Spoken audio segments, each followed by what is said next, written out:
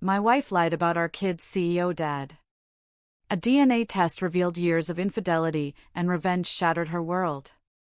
Now she's left with nothing but regret. Imagine discovering the woman you loved, the mother of your supposed children, had woven a web of lies so intricate it implicated a powerful CEO and would ultimately crumble the lives of two prominent families, including her own.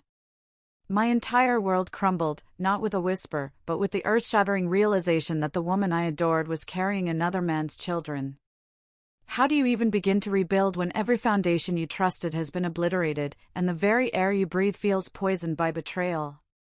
Our life together had once been a perfectly curated picture, a cozy home, steady careers, and dreams stretching endlessly before us under the wide Texas sky.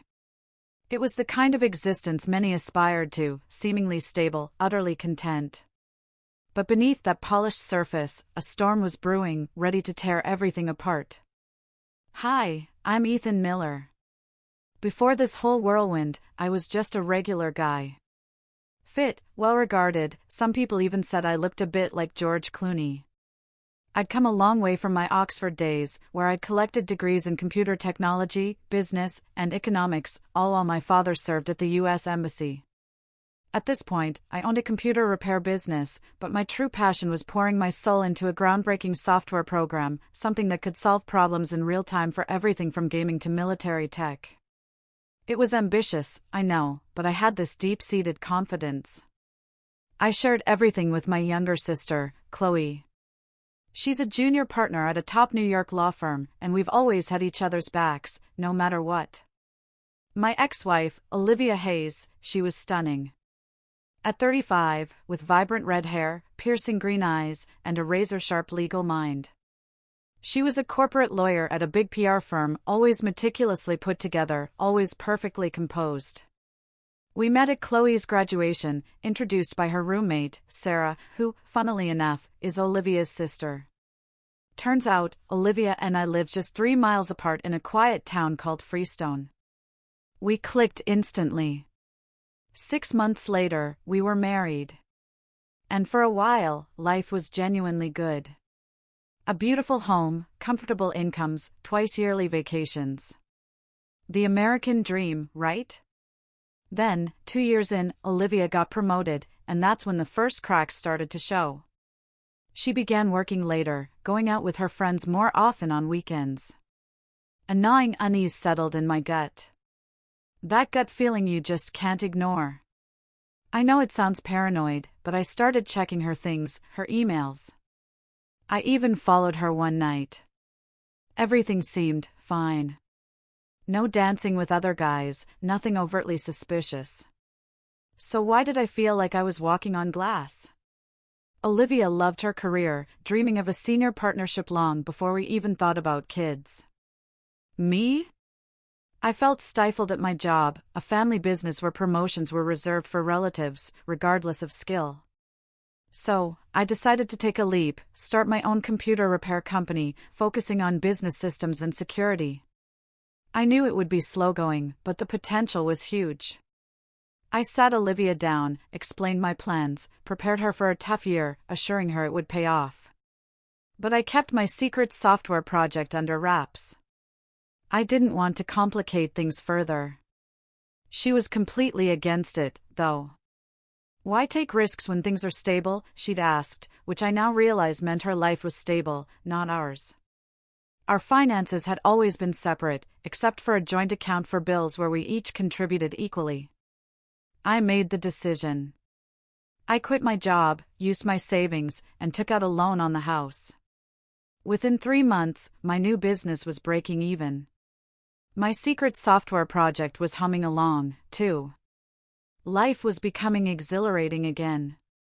Then, one evening, Olivia dropped a bombshell. She was 3 months pregnant with twins. My mind immediately flashed back to a work trip she'd taken to Miami. The doubt, a cold, hard knot, tightened in my stomach. She became distant, claiming it was for the baby's safety. I tried everything, even had our doctor reassure her, but she was unyielding. Despite the growing chasm between us, I supported her through everything, classes, mood swings, comforting her when she felt overwhelmed. Meanwhile, my business was booming. I hired Ben, a bright college grad, and Lily as my receptionist. One afternoon, right in the middle of a client meeting, my phone rang with an urgent call. Olivia was in labor. I grabbed the DNA kit I'd discreetly packed days ago, a desperate, silent prayer for the truth, and we were off. At the hospital, the doctor said it would be a while, so they settled her into a private room. Despite my spiraling doubts about the twins' paternity, a part of me, the part that wanted to be a father, was undeniably thrilled. The doctor suggested I go home and rest. I ate, dozed off, then the hospital called. Olivia was fully dilated. It was 2:30 a.m. I raced back, bursting into the delivery room just in time. I watched, a strange mix of emotions swirling, as the first baby arrived, then the second. While the nurses checked them over, confirming they were healthy, I quietly, almost mechanically, collected swabs from each for the DNA test. I felt a connection, a pull, but the need to know the truth was overwhelming. I went to Olivia's side, shared a tender moment. There was a hint of sadness in her eyes as she told me she loved me. Then they asked me to step out. The next day, I called everyone with the wonderful news. Grandparents were ecstatic. Chloe and Sarah promised to visit their new niece and nephew. I brought Olivia a huge bouquet of flowers and dropped off the DNA kit. They said it would take about 10 days. The doctor mentioned Olivia needed to recover from complications. I visited daily, but she was distant, barely speaking. The doctor assured me it was normal. She'd come around. By Friday, she was cleared to go home on Saturday. The nursery was perfect, everything ready for our new arrivals. Saturday morning, after a final check, I drove to the hospital, a nervous excitement fluttering in my chest. I walked into Olivia's room and it was empty. My heart plummeted. Where are my wife and children? I asked the nurse, my voice cracking. She said they'd left with another man. Confusion turned to panic. I tried calling Olivia. No answer. The head nurse got involved, then security, then the police. 2 detectives, a man and a woman, showed up. They led me to the security room, played the footage. Olivia walking out willingly with a man whose identity they wouldn't disclose. They told me to go home, they'd contact me. I sat in our cold, empty house, feeling sick, anxious, waiting. Later that evening, a knock on the door. It was the detectives again. They wouldn't meet my eyes. Mr. Miller, the woman said gently, we've confirmed your wife and the children are safe, but your wife has decided to leave. You. She's taken the children. Her attorney will contact you. Then a chilling warning, please don't do anything rash. We wouldn't want to have to take you in. They left me there, completely alone, empty. My hands shook. Tears streamed down my face. I was utterly, devastatingly lost. Sunday morning, after a restless, fragmented sleep, I tried to reclaim some semblance of normalcy. I showered, dressed, made breakfast. Afterward, I called Olivia's parents. Her dad, completely oblivious, was excited about their upcoming visit. I had to tell him. He was shocked, promised to call Olivia. At lunchtime, I sought solace in a greasy burger and fries at Denny's. The house still felt like a tomb. I put on the TV, but my mind was stuck on a loop, replaying everything. After midnight, I finally gave up trying to sleep. The phone rang at 6 a.m. Olivia's lawyer. He wanted a meeting at 2 p.m. Maybe, just maybe, I'd get some answers. Walking into his office, I expected only him. Instead, there she was, Olivia. And next to her, Victor Sterling, her boss. I wanted to scream, to demand explanations, but I held my tongue. I waited. My silence made them uneasy. Mr. Miller, the lawyer began, I've called you here to discuss the terms of your divorce from Mrs. Olivia Miller. He laid out their proposal, irreconcilable differences. I'd keep the house, my retirement, my business. She'd keep her things. But, and this was the kicker, I had to sign a document allowing Victor Sterling to adopt my children. In return, Victor would deposit $2 million into an account of my choosing. I shot out of my chair, nearly toppling the desk. There is no way I will agree to this. You can keep Olivia. I want nothing to do with her. Olivia, shockingly calm, stood up. Ethan, I never wanted to hurt you. I'm truly sorry for the pain. I've been seeing Victor for some time, and we want to be together. He can't have children, so he wants to adopt ours. The kids would have everything they need. A nice home, a good education, a great life. What can you give them? An old house and a small repair shop? You think I'm leaving because you're struggling, because you have no future? Then her voice hardened. Please, consider the kids. If you don't sign, I will ensure you face serious consequences. Losing your home, part of your income, your savings, and potentially not seeing your children again. This way you at least get something. My blood ran cold. Absolutely not, Olivia. That house is mine. You have no claim. My savings are minimal. Taking half won't affect me. You make more money than I do, so any support would be minimal. I'm willing to support my children, even if I only see them on weekends.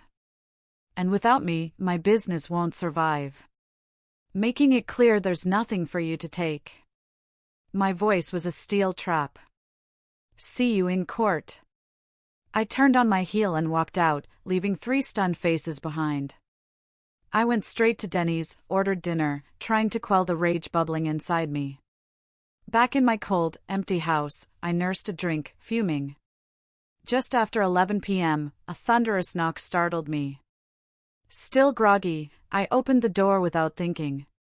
It burst open, sending me stumbling back. 3 men rushed in, grabbing at me.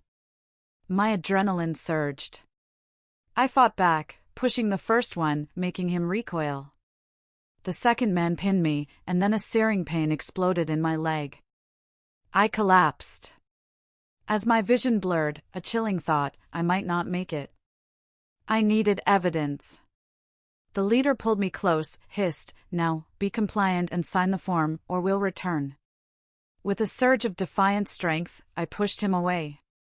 I slid down the wall, awareness fading, fighting to stay conscious. Vague voices, blurry shapes. Then, darkness. When I next awoke, bright sunlight streamed through the hospital window. Maria, the wife of my MMA coach, David, sat in an armchair reading. I tried to speak, but only a dry croak escaped. Maria noticed, pressed the call button. A nurse entered, checked my vitals, gave me ice chips. They tasted like manna from heaven. Maria held my hand, making a call. "Glad to see you're awake, Ethan. You gave us quite a scare. How do you feel?" "Like I got hit by a truck." "Well, a truck might have done less damage," she replied with a wry smile. The doctor came in, happy to see me finally awake. "You were in a coma for 3 days. You're on the right track now. Think you could eat?" "I could eat a whole cow."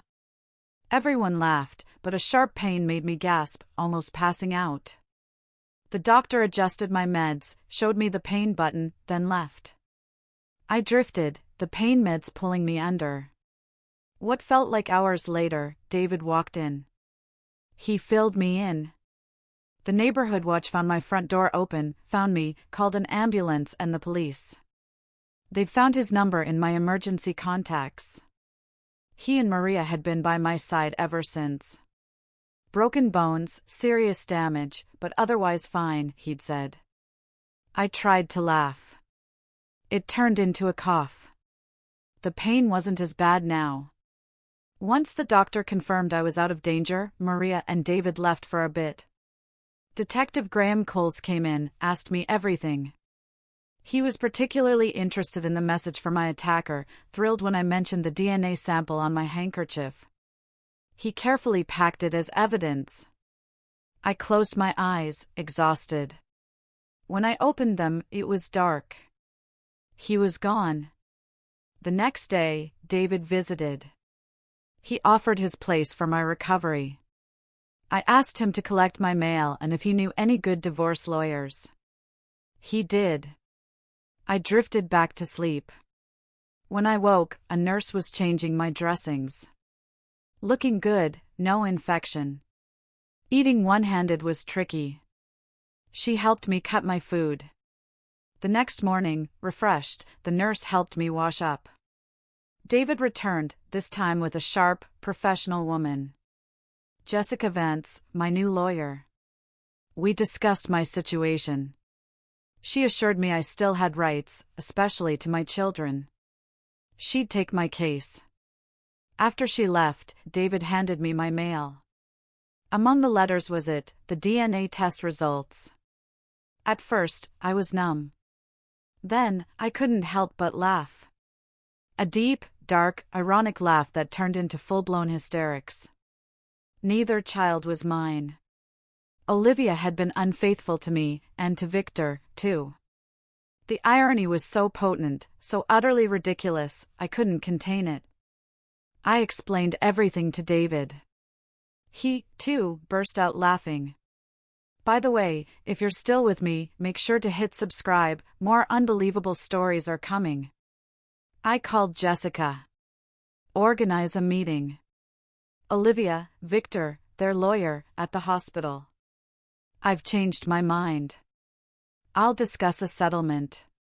The next day, in a borrowed office at the hospital, the look on Olivia's face when David wheeled me in was priceless. Arm and leg in casts, tubes connected, my face bruised and drawn, a stark reminder of my ordeal. Olivia looked genuinely shocked. Victor, though, just smirked. I faced them, my voice raspy but firm. After a visit from some of your associates, Carl, I've changed my mind. Don't pretend you didn't set this up. The last words said to me were, sign the papers. Why would anyone else say that unless you sent them? I paused, letting my words hang in the air. My lawyer has prepared a new document for me to sign. It allows you to adopt the children, but without the $2 million incentive. My lawyer explained your original document made it seem like I was selling the children, which could have led to serious legal trouble for me. So, nice try. I handed the document to their lawyer who looked visibly uneasy. My lawyer and I have put together a new proposal for you to review. It's all in here. Jessica handed a file to their lawyer and copies to Olivia and Victor. This agreement is very different from your proposal. Let me break it down for you. My voice was calm, controlled, utterly chilling. I keep my house and everything in it, including my wife's jewelry, my savings, my business, and both cars. She will also deposit the amount in her secret account, which is about $18,000, into my lawyer's trust account. You can't do that. Olivia shrieked, face flushed. That money is mine. I earned it. Victor gave her a strange, knowing look. He clearly had known about her secret stash. This was the beginning of their end, I thought. A small, dark satisfaction blooming in my chest. Victor gently pushed her back into her seat. Be quiet. You're not part of this conversation right now.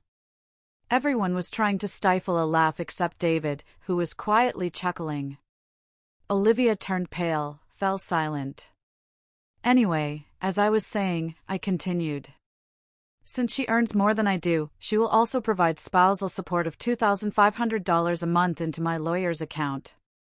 Also, regarding the company you both work for, this is compensation for the role you played in breaking up my marriage and for what I've endured. I need you to pay me $10 million after tax into my lawyer's account.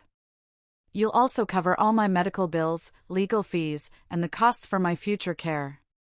My lawyer will decide the total amount. This all needs to be done by 5 p.m. this Friday. Victor burst out laughing. You're out of your mind. Why should we pay you anything? We got what we wanted, so leave us alone.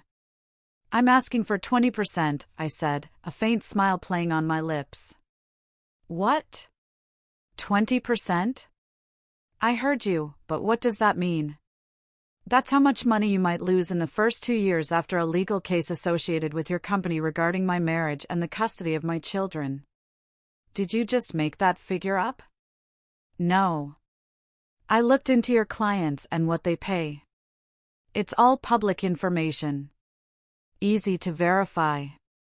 Just think about how this will affect your father's campaign for Congress. He's running on family values, you know. Plus, you have many notable clients. If they catch wind of any scandal, they'll abandon you in a heartbeat. Then there's your advertising side with children's clothing stores, a baby product company, a sportswear brand. They will distance themselves quickly if things go wrong. When it all falls apart, there will be a board meeting, and you'll be the one taking the blame. So, you see, $10 million is a small price to pay. Victor's smirk vanished. His face went pale. My lawyer will send you the total amount, and it better be in her account by Friday at 5 p.m. Everyone was silent. I could see Victor still weighing his options, so I pressed on. Oh, and Victor, if you think disappearing will help, think again. I've shared the whole story with 5 lawyers out of state. If anything happens to me, they will report it. I had him. He looked utterly defeated. As we wheeled out, I called back, 5 p.m. Friday. Back in my room, Jessica asked why I changed my mind about Victor adopting the children. I handed her the DNA test results. She read them, then burst out laughing. You sly trickster. The kids aren't yours. Whose are they? I don't know, but I plan to find out. This shows she was unfaithful to me and Carl at the same time. And when I find out, I will ensure Victor finds out, too. Jessica looked at me impressed. Ethan, I really wouldn't want to get on your bad side. You should have been a lawyer. You would have excelled at it. Thanks, I said, a newfound confidence in my voice, but I don't have that strong drive. Actually, she countered, you do. You just haven't needed to use it yet. The doctor said I could go home the next day if I had help. David and Maria offered, and I gratefully accepted. I still had bi-weekly hospital visits for my kidney recovery. Friday arrived and I waited. At 3:30 p.m., Jessica called. The money had landed. $10,861,312. I was doing well financially, better than ever before. Grace had taken her share. The rest was in my checking account. Life moved on. After 8 weeks of recovering at David and Maria's, I returned to my house. It felt empty, lonely. The silence was deafening. I decided to move closer to Chloe, my sister. I called Ben and Lily, explained I needed a fresh start. They understood. I thanked them for their incredible work while I was gone, then shocked them by handing over the ownership of the business along with all the earnings from my absence. We went to dinner, said our goodbyes. Next, a dinner with David and Maria. I gave them a check for $500,000. They tried to refuse, but I insisted. It's Carl's money, really. He paid for my care. They accepted. Over wine, I told them I was moving to New York. David fidgeted, then confessed his oldest son, Eric, an engineering grad, had a baby on the way and needed a place. Would I consider renting my house to them? I was thrilled. Set the rent based on what they can afford, I told him. I don't need the money. They can save it for their newborn's education. Maria hugged me. Tears in David's eyes. The next day, I called Chloe, told her everything, asked if I could stay with her. She was overjoyed, immediately planning activities. 3 weeks later, I closed the door to my old house for the last time. A bittersweet feeling. I dropped the keys in Olivia's car title, a gift for Eric and his new home, at David's. We hugged, promised to keep in touch. My road trip to New York was slow, reflective. Chloe was bursting with excitement when I arrived. She showed me to my room, then said we were going out for a casual dinner with a friend. Just wear slacks and a shirt. When we got to the diner, I saw her. Sarah. Olivia's sister. It was a setup. I couldn't stay mad at Chloe for long, so I went with it. Sarah hugged Chloe, then, to my surprise, hugged me, expressing her displeasure with Olivia and wishing me fairness. She lived nearby, worked in advertising. The night was surprisingly good. Sarah was the first to pull me onto the dance floor. We waltzed, laughed. Chloe just smiled. You two look great together, just like a couple. Sarah blushed. I excused myself, danced with both of them, but avoided the more intimate dances. We cabbed home. I teased Chloe about her matchmaking. She just laughed and went to bed. The next day, house hunting. I wanted a house, not an apartment. I loved yard work, the idea of barbecues.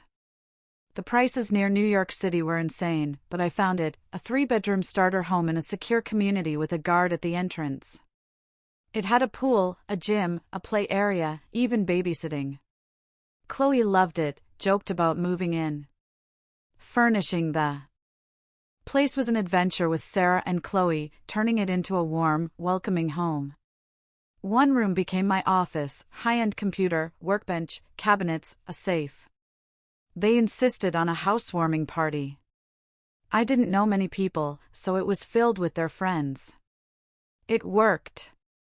I connected with so many people, joined social media groups, and the next few weeks were a blur of parties and barbecues. I was enjoying this new attention, and honestly, Olivia rarely crossed my mind. During this time, Sarah and I grew closer, beyond just friends. One night we were supposed to go to the theater with Chloe, but she canceled last minute, not feeling well. So Sarah and I went alone. During the taming of the shrew, Sarah surprised me by holding my hand. A sweet, unexpected gesture. After the play, a cab took us to her apartment complex. As I walked her to her door, the cab drove off. I groaned about walking home. Sarah just laughed. Well, in that case, you should stay the night. She smiled, took my hand, led me inside. What does a girl have to do to get you to make a move? She playfully asked. I've waited long enough. The night was electric, overwhelming. It had been so long since I'd felt such a connection. We fell asleep in each other's arms, peacefully. The next day, it was afternoon before we woke up. Over deli lunch, Sarah confessed she'd been attracted to me from the start, even envied Olivia. After my breakup, she confided in Chloe, and they conspired to bring us together. I admitted I'd liked Sarah from our first meeting, but didn't want to be disrespectful to my wife's sister. We laughed about their plan. Sarah messaged Chloe. It worked. Sarah was so different from Olivia. Easygoing, no drama. Chloe was thrilled for us. Meanwhile, my software project was finally done. Its adaptability was insane: military, gaming, aviation, cars. I reached out to a top gaming company. They were skeptical at first, but my demo blew them away. They agreed to a 3-month trial. After it ended, they called a meeting. I brought Chloe and one of her colleagues, a negotiation specialist. The company offered $120 million for the patents. I turned them down. I wanted to license the rights for 10 years, $50 million plus a 1% share of all products. After hours, we compromised, $65 million and 0.5% over 10 years. Contract signed. Done. I was wealthy beyond imagination. But I wasn't finished. I made similar deals with military aircraft suppliers, civil aviation companies, and a major car manufacturer. In total, I was now worth over $250 million after taxes, with projections for over $350 million in 10 years. It was surreal. I sought advice on investing. Even just parking it in the bank would yield over $12 million a year before taxes. Sarah and I were living together now. She'd rented out her apartment. Chloe was serious with another attorney. Just over a year since I'd left Texas, and I felt it was time to confront those who had hurt me. I spoke to Sarah. She was all for it. We brainstormed, decided to wait a little longer. Just after dinner, the phone rang, the assistant district attorney from Freestone, Texas. They'd caught the men who attacked me. They needed me to testify in 3 weeks. Yes, of course, I said. Sarah insisted on coming. We decided to make a vacation out of it, arriving a week early. Phil picked us up from the airport. That night, we treated David and Maria to dinner at a restaurant we could only have dreamed of before. They looked incredible. I wore a new Italian suit. We arrived in a limo. The doorman opened the car door, then the restaurant door. We were seated, gentle piano music in the background. David and Maria were beaming. Appetizers, main courses, dessert, wine. As we wrapped up, I saw them, Olivia and Victor, across the room with another couple. I pointed them out. Sarah excused herself for the restroom. Maria followed. To get there, they had to pass Olivia's table. Sarah stopped, greeted Olivia, then pointed at David and me. Olivia looked stunned, covered her mouth. Sarah said something that made Maria laugh and they walked off. Olivia and Victor then hurried out of the restaurant. When the ladies returned, I asked what Sarah had said. Maria explained. After greetings, Sarah asked who Olivia was with. Sarah replied, "I'm with another millionaire sitting over there," pointing at me. "I should thank you for leaving your husband. We were meant for each other. I just don't see what you see in this guy. You definitely made a downgrade." Then she walked away. We spent the rest of the night dancing and laughing. Sarah and I spent the week sightseeing, even learned to handle firearms at a ranch. Turns out she was a much better shot than me. The night before the trial, we had a home-cooked meal at David and Maria's. So much better than dining out. Phil had exciting news. Eric was getting married in the spring. We toasted before the trial. The ADA told us the case was strong. My DNA sample had identified the leader of the attackers, a repeat offender. He agreed to testify against his 2 friends. The ADA mentioned one of the men I injured was still suffering, but none of them would name Victor Sterling. They were scared. We attended all 3 trials. The leader got 15 years. The injured man 2 years. He hadn't actively participated. The other friend 5 years. David and Maria drove us to the airport. As we said goodbye, I handed David an envelope. "Don't open it until we're in the air." Inside were the deeds to my old house, a wedding gift for Eric. I knew how delicate marriage promises could be. Back home, unpacked, I called Chloe, invited her to dinner Friday, keeping it a secret from Sarah. Friday arrived. I told Sarah we were going out with Chloe and her boyfriend. She was thrilled. That evening, a limo picked us up, took us to a beautiful restaurant I'd reserved weeks ago. After a wonderful meal, a musician approached, played a romantic song. As everyone watched, I got down on one knee, proposed to Sarah. Her joy was priceless. She said yes through happy tears as the whole restaurant cheered. Chloe hugged Sarah, welcoming her to the family. We danced the night away. The wedding was planned for early spring. I let Sarah and Chloe handle everything. It was a grand celebration. Phil and Maria said they hadn't had so much fun in years. Sarah and I honeymooned on a Caribbean cruise, returning exhausted but happy. My software team handled all issues, so I had time to plan the next phase of my life and my revenge. I was patient. 9 months after we got back, our son Leo was born. A year later, his sister Maya. We moved into a bigger house, still in the secure community. I was wealthy, a bit of a public figure, attending charity events, making generous donations. Social magazines called us the perfect couple. But I never forgot. The hurt still lingered. 9 years after Olivia left me, it was time for phase 1. For 5 years, I'd had a private investigator gathering intel on Olivia, Victor, and anyone close to them, especially Marcus Thorne, her former boss, who I suspected was the twins' father. The investigator found gold.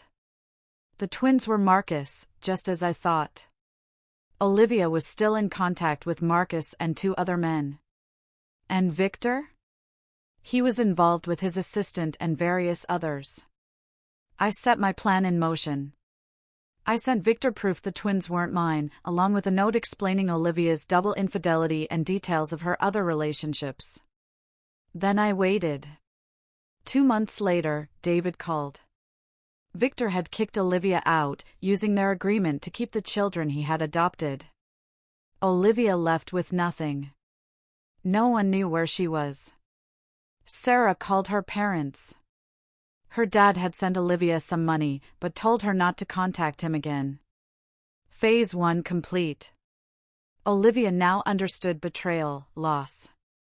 I thought she might still have her laptop. Her email was active. I decided to stir the pot a bit more. I sent her the investigator's report on Victor, complete with photos. That should complicate her divorce even further. A few days later, watching an old movie with Sarah, the security gate buzzed.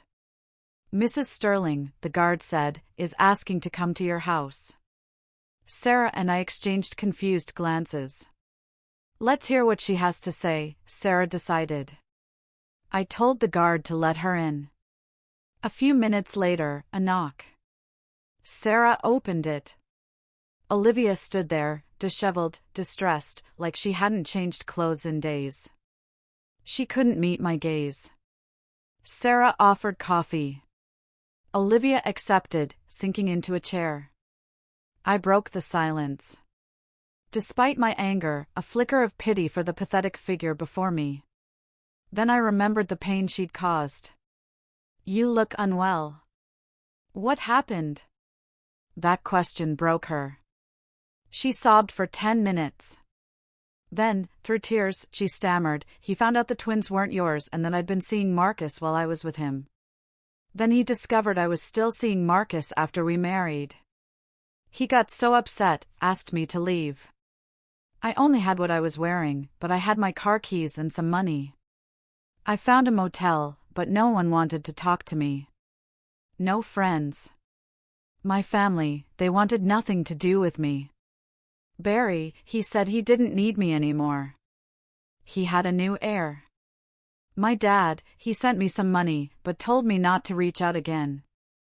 I had nowhere else to go. I used my last bit of money to come here, hoping Sarah would help. I know you wouldn't want to help me, and I don't blame you. I'm so sorry for how I acted. I was selfish, hurtful, and I deserve what happened, but I miss my kids. I want them back. I may not have been a good wife, but I tried to be a good mother. Her words, though prepared, held truth. My anger warred with a strange sympathy. Victor, though, remained my ultimate target. Sarah asked if she was hungry. Haven't eaten in 2 days, Olivia whispered. Sarah made her breakfast. Olivia devoured it, asked for more coffee. Sarah then showed her to a guest bedroom, found clothes. While Olivia showered, Sarah and I talked. Sarah felt compelled to help her sister. I agreed, partly because it would infuriate Victor to see Olivia back on her feet.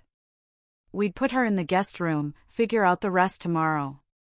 Sarah would take her shopping for essentials. Olivia came downstairs looking much better. We told her the plan. She cried again, this time with gratitude. The next morning, Olivia had coffee ready, toast made. Sarah was already eating. Mark, I really didn't expect this kind of welcome. I'm so grateful. I don't know what to say. Olivia, what you did was very hurtful, and you now see how much it affected your family. I think you understand the pain you caused me. However, thanks to Sarah and the love we share, I believe I can forgive you. I will never forget what happened, but I won't focus on it anymore. I don't want you to apologize anymore. That part of our lives is done, and a new chapter has begun. I want you to go shopping with Sarah this morning while I look for a place for you to stay. Today's trip to Walmart is just for the essentials, but later we can find you more fitting clothes. Now, I'm off to the gym. See you later. When I returned, the girls were out, the kids at school. On a whim, I called our community's housing officer. He had a furnished one-bedroom starter home available 2 streets away. The owner was an army officer deployed in Europe. I inspected it, paid a year's rent, and a deposit. When the girls returned, arms laden with shopping bags, I shared the good news. Sarah smiled. Olivia hugged me tightly, tears flowing. I really don't know what I was thinking when I messed up our marriage. I should have never let you go. Sarah, please take care of him. You will never find a better man, and I know I won't. Then she ran upstairs alone with Sarah. I revealed my full plan, helping Olivia and getting back at Victor and his father, Robert Sterling. Sarah fully supported it. The next day, we shopped for Olivia's new place, packing Sarah's van with essentials. The house was packed, but the girls managed to find a spot for everything. Like Hermione's magical bag, I thought. To foster her independence, we gave Olivia $10,000 for her checking account and a credit card with a $1,000 monthly limit. More tears, more hugs. That night, Sarah told me how proud she was. I just hoped Olivia had learned her lesson. The next day, we helped Olivia settle in. She insisted on cleaning the already spotless house. Then she invited us for dinner. We left the kids with a babysitter. Walked to her place. She cooked a wonderful meal. Roast beef, baked potatoes, green beans with carrots and parsnips, and baked apples for dessert. We left stuffed. In the following weeks, Olivia settled in. Sarah and I decided to help her with her divorce. I made an appointment with Daniel Lee, a lawyer Chloe recommended. He wasn't happy about how Olivia had treated me, but agreed to take her case. I covered the fees. Our main goal, get her children back. I told Daniel I had allowed Victor to adopt them. He said that was a significant problem. So, I shared my idea. I was offered $2 million for the children, but turned it down. I allowed Victor to adopt them without money, but I wanted $10 million as a settlement for mistreatment from Carl and the advertising company.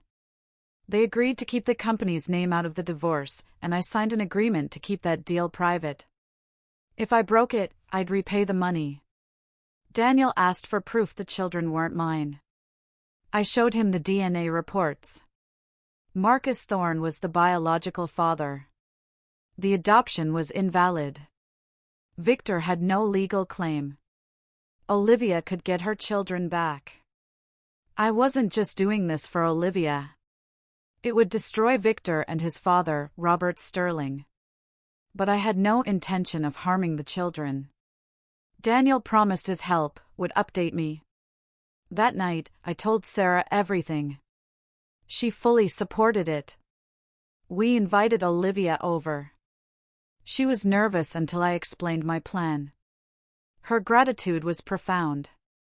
A few days later, Daniel called us to his office. He laid out his strategy. He filed to end the adoption, contacted the DA.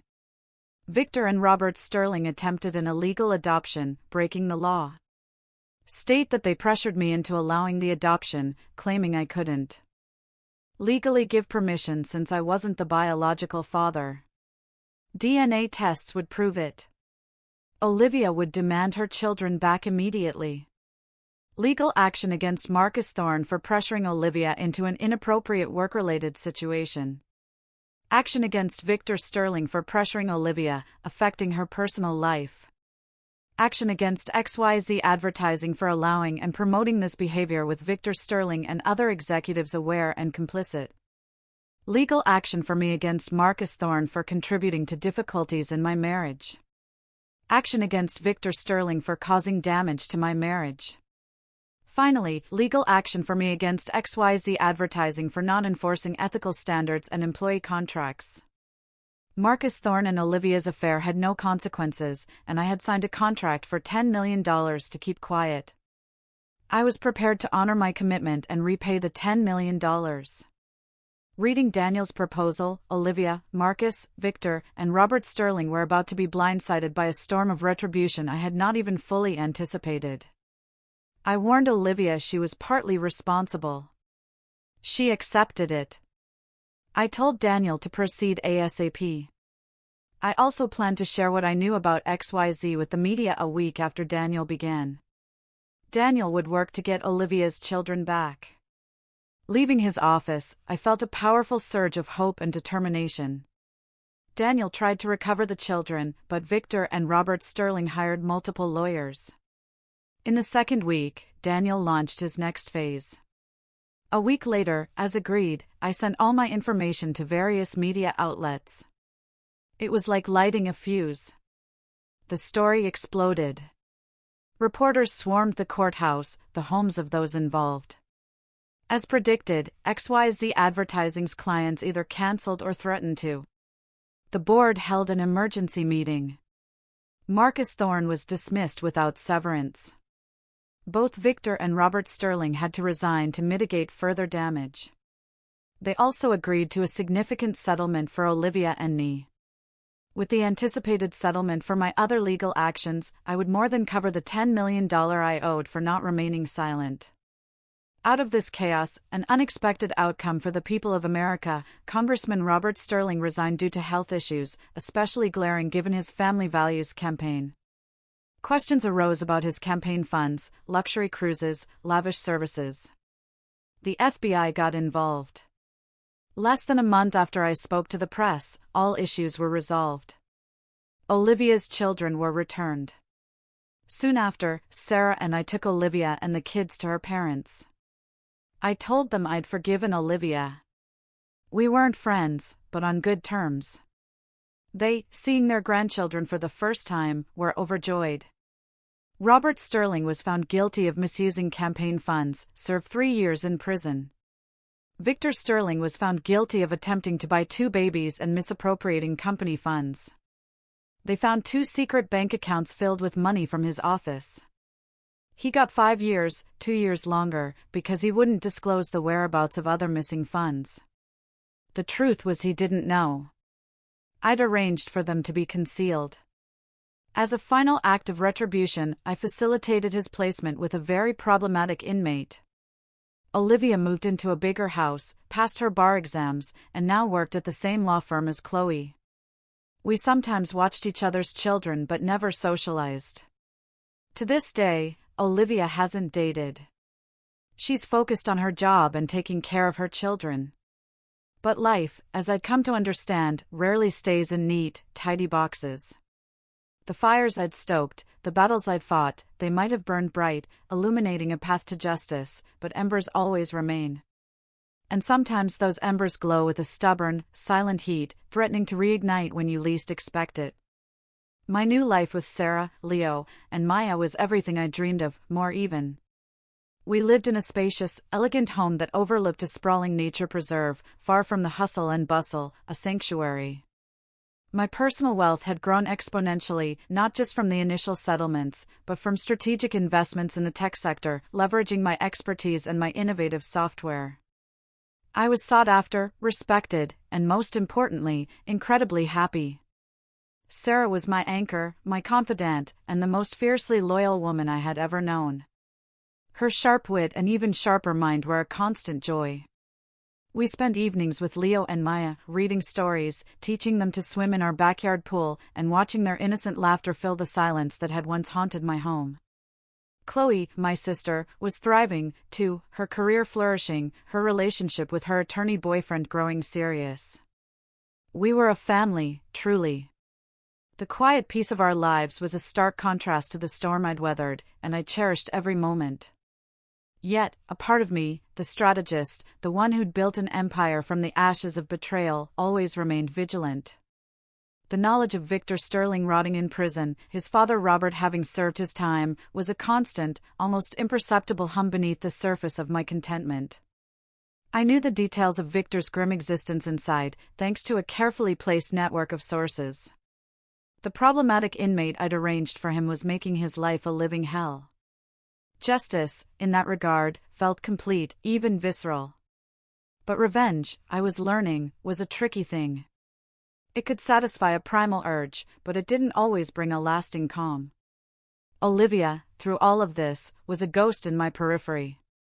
I saw her name occasionally in legal publications, her rise in Chloe's firm undeniable. Daniel Lee, her attorney, had done an excellent job, and her dedication to her children was clear. I felt a strange mix of satisfaction and something else. Not pity, exactly, but a recognition of her own journey through a self-inflicted hell. She had chosen her path, made her bed, and now she was lying in it, trying to build something new for her kids. There was a quiet dignity in that, even if it had come at my expense. The twins, Marcus Thorne's children, were the only truly innocent parties in that sordid affair. I sometimes wondered about them, growing up without a biological father, with a mother who'd made such catastrophic choices. And then there was the hidden money, the millions I'd secreted away from Victor's illicit accounts. That, I knew, was my final unplayed card, a contingency for a game I hoped I'd never have to play again. It was a silent guardian, a testament to Victor's greed and my foresight. About 3 years into this new chapter, a flicker of the past began to stir. Robert Sterling, Victor's father, was released from prison. The news was a small blurb in a regional paper, easily missed by most. But not by me. My network immediately flagged it. Robert, a man whose ambition had once been as boundless as his son's entitlement, was now a pariah. His political career was dead, his name a byword for scandal. Yet I knew men like Robert. They don't just fade away. They stew. They plan. They seek to reclaim what they believe is theirs. My suspicion proved correct just a few months later. Subtle shifts in the market. Attempts to purchase shares in smaller tech companies that held peripheral connections to my own or to companies that XYZ Advertising had once heavily invested in. Nothing direct, nothing that could be traced back to him, but enough for my financial analysts to raise an eyebrow. It was like watching a spider slowly weave a new web, barely visible, but undeniably there. Then Marcus Thorne re-entered the picture, though not in the way I expected. It started innocently enough, a legal brief forwarded to Daniel Lee. Marcus, after years of silence, was suing Olivia for partial custody and visitation rights to the twins. He had recently come into a substantial inheritance and, apparently, a sudden surge of paternal instinct. This was a nightmare for Olivia, dredging up the entire ugly history of her infidelity with her former boss. Daniel called me, his voice tight. "Ethan, I know this is a huge ask, but Olivia needs your help. Marcus is using your original DNA reports as leverage. He's claiming Olivia defrauded you and by extension him by concealing the true paternity. It's messy." I leaned back in my office chair, the panoramic view of the city lights doing little to calm the sudden prickle of unease. "Daniel, I helped Olivia get out of a huge hole. Why is this my problem?" "Because," he explained, "Marcus is trying to paint her as an unfit mother, using the whole saga, your divorce, Victor's adoption attempt, the company's scandal, to discredit her. He's arguing she's too unstable, too duplicitous to properly care for the children. And frankly, he has a point, however distasteful. Plus, he's rich now and has hired a very aggressive legal team. Olivia's already stretched thin trying to provide for the kids and rebuild her reputation. A sigh escaped me. I didn't owe Olivia anything, but the image of those two innocent children caught in another round of legal warfare stung. This wasn't about Olivia and me anymore. It was about them. All right, Daniel. What do you need? Strategic guidance, mostly. You know the players, the weaknesses, the true story. If we can show that Marcus is only doing this for show, perhaps despite Victor or even you, we might have a chance. He's trying to establish legal fatherhood, which would naturally terminate Victor's adoption. But if Victor's adoption is void, then Olivia would automatically regain legal custody unless Marcus successfully proves she's unfit. It's a tangled web. And his lawyers are also subtly hinting at Robert Sterling's involvement, suggesting this is a way to further punish Olivia and embarrass you. Robert Sterling, I murmured. A new piece clicking into place. Of course, Robert would leverage any chaos to his advantage. This wasn't just about Marcus' newfound fatherhood. It was another ripple effect orchestrated by a man who had nothing left but his bitterness and a thirst for revenge. Set up a meeting with Olivia and Marcus. I want to be there as an advisor, not a party. Sarah was initially wary. Ethan, are you sure about this? You've built such a beautiful, peaceful life. Dragging yourself back into their drama, it just doesn't feel right. She squeezed my hand, her eyes full of concern.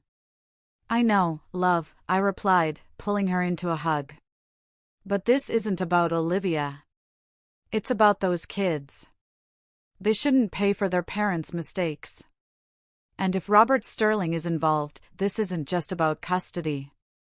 It's another attempt to undermine everything we've built.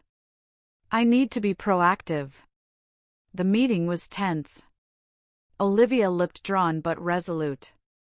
Marcus Thorne, older now, with a sheen of new money, had the smug confidence of a man who thought he held all the cards.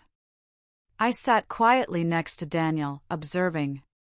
Marcus's lawyer, a slick, aggressive woman, began by outlining Marcus's claims, painting Olivia in the worst possible light. When it was my turn to speak, I cut directly to the chase. Mr. Thorne, I began, my voice calm, but with an underlying steel that commanded attention. Let's be very clear. You were informed of the children's paternity years ago. You chose then to abdicate all responsibility. Your sudden interest coincides neatly with a significant inheritance and, coincidentally, with Robert Sterling's release from prison. Are we to believe this is a genuine change of heart, or a calculated move to destabilize Ms. Hayes and perhaps by extension myself and my family at the behest of someone else? Marcus' face stiffened. I resent that implication, Mr. Miller. My reasons are personal and genuine. Are they? I countered. Because my private investigators have been quite busy. We have a detailed timeline of your activities, your communications with Robert Sterling's legal team even before his release. We can draw a very clear picture of coordinated harassment and an attempt at manipulation. Do you truly want to make this public, Mr. Thorne?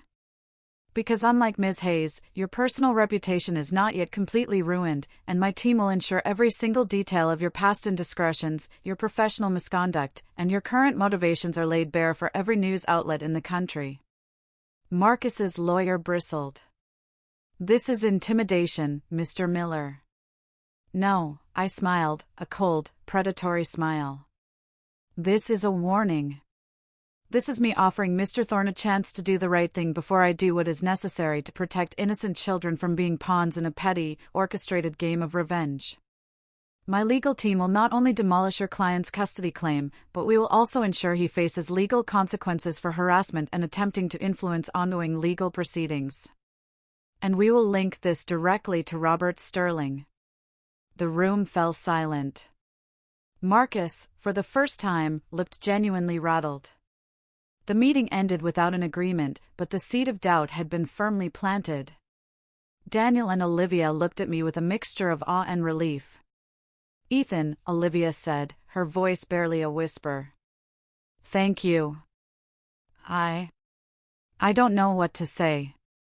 Just focus on your children, Olivia, I replied, the emotionless words a shield. That's all that matters now. Over the next few weeks, the legal wrangling intensified. Marcus Thorne's legal team, clearly shaken by my intervention, softened their stance.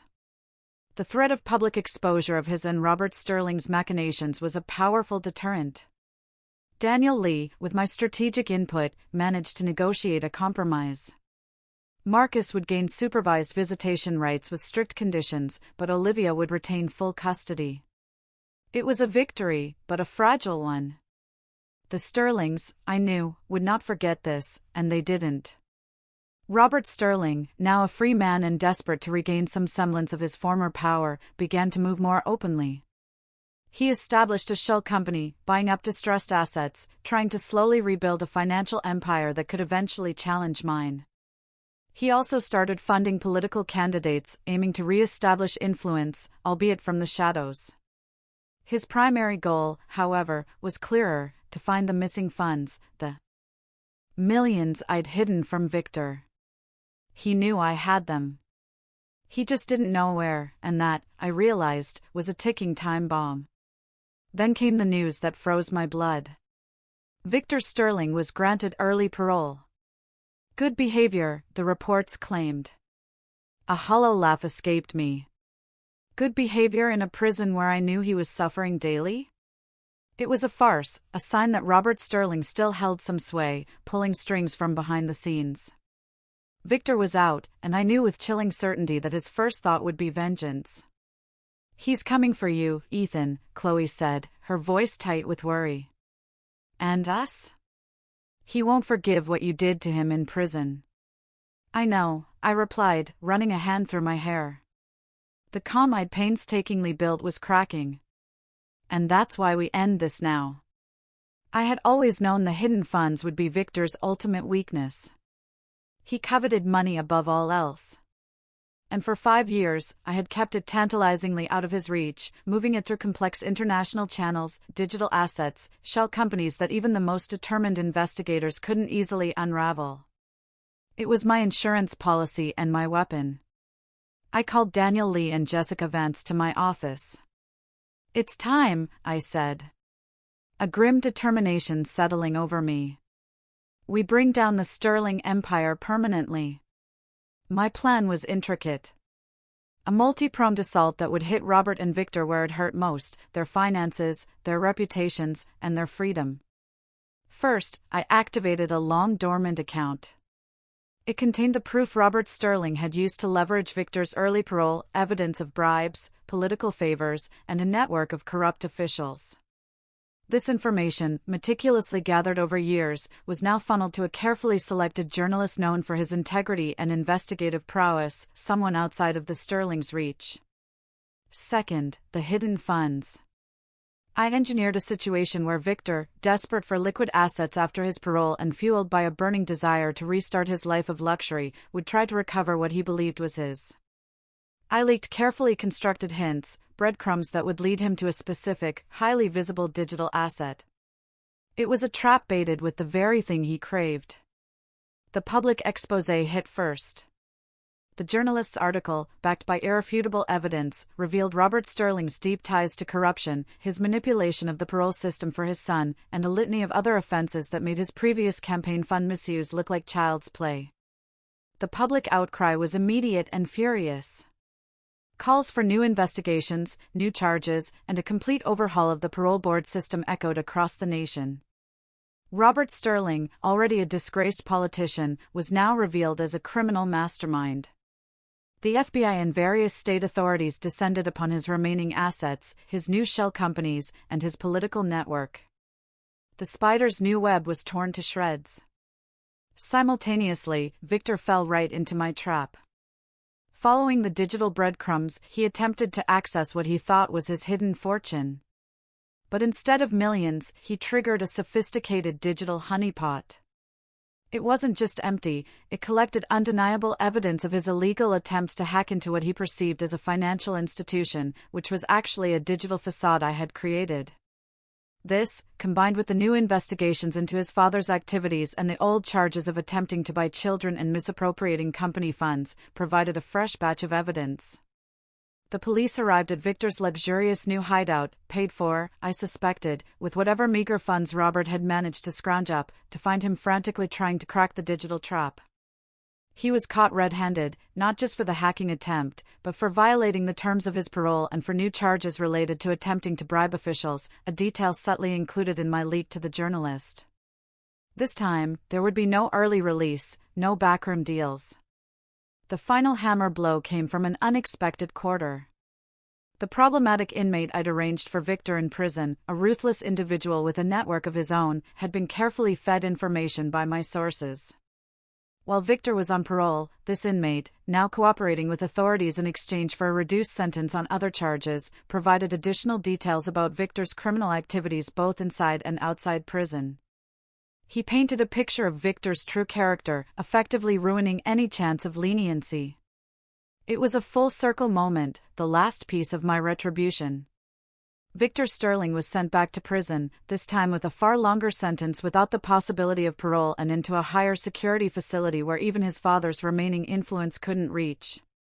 Robert Sterling, already facing a mountain of new charges, was looking at a very long stretch himself, his reputation, his legacy, his entire life's work utterly destroyed.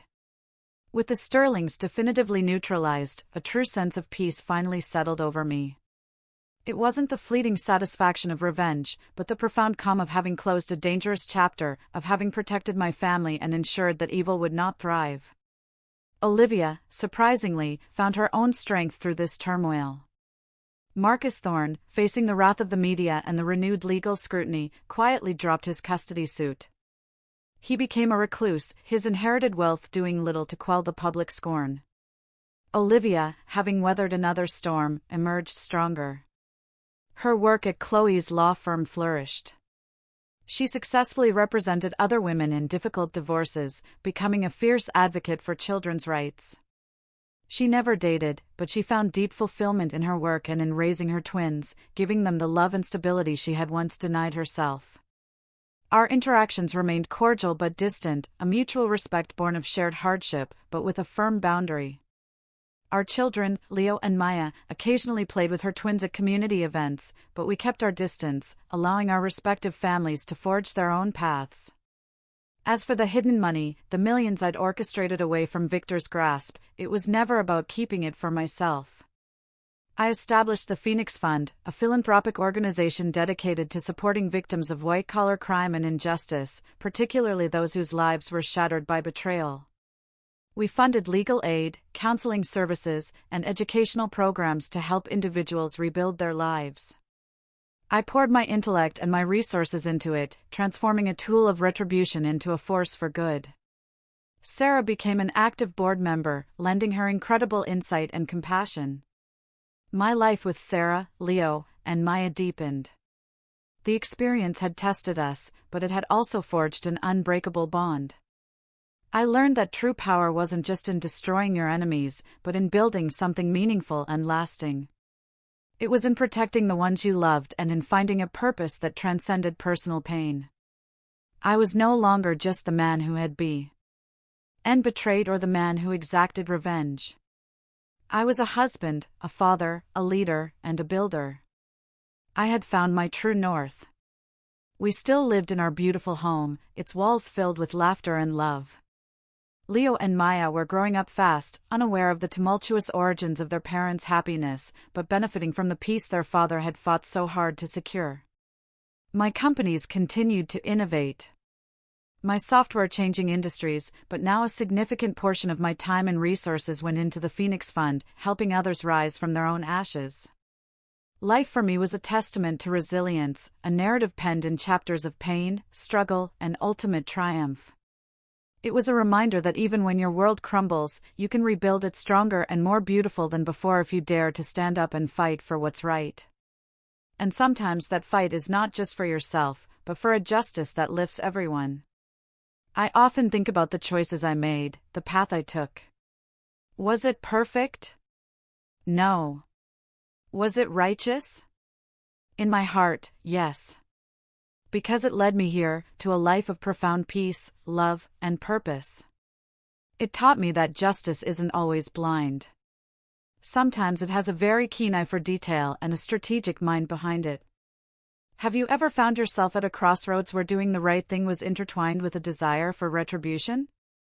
How did you navigate those complex emotions? And what did you learn about yourself in the process?